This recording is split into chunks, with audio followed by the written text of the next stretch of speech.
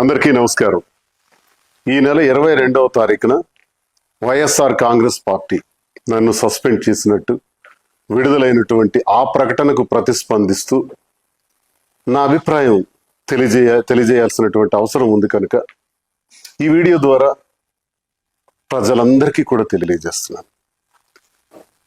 YSR Congress party గురించి మాట్లాడే ముందుగా జగన్మోహన్ రెడ్డి గారు నాకు ఈ స్థాయిని, ఈ గౌరవాన్ని, ఈ హోదాను ఇచ్చినటువంటి జగన్మోహన్ రెడ్డి గారికి నా ధన్యవాదాలు నేను తెలియజేస్తున్నాను. మరి ఈరోజు పార్టీ కోసం చాలా కష్టపడి పనిచేశాను, గొంతై మాట్లాడాను, గట్టిగా ప్రతిపక్షాల మీద విరుచుకుపడ్డాను.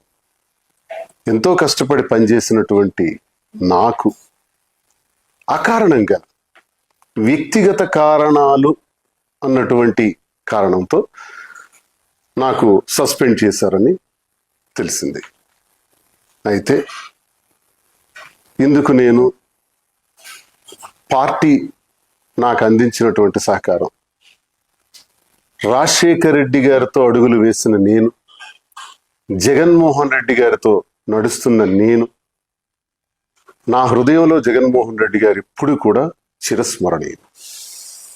అయితే ఈ రాజకీయ క్రీడలో నేను బలయ్యానేమో అని నాకు అనిపిస్తుంది.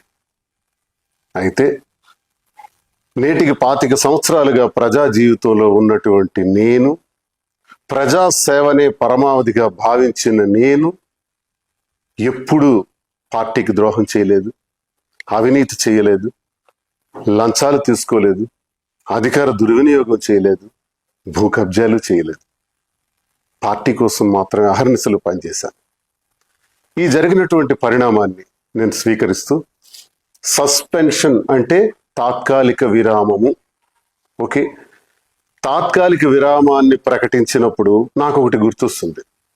గురజాడ అప్పారావు గారు ఒక మాట చెప్పారు, విజయం కోసం విసుగుని వీడి విరామ మెరుగక పని చేయండోయ్.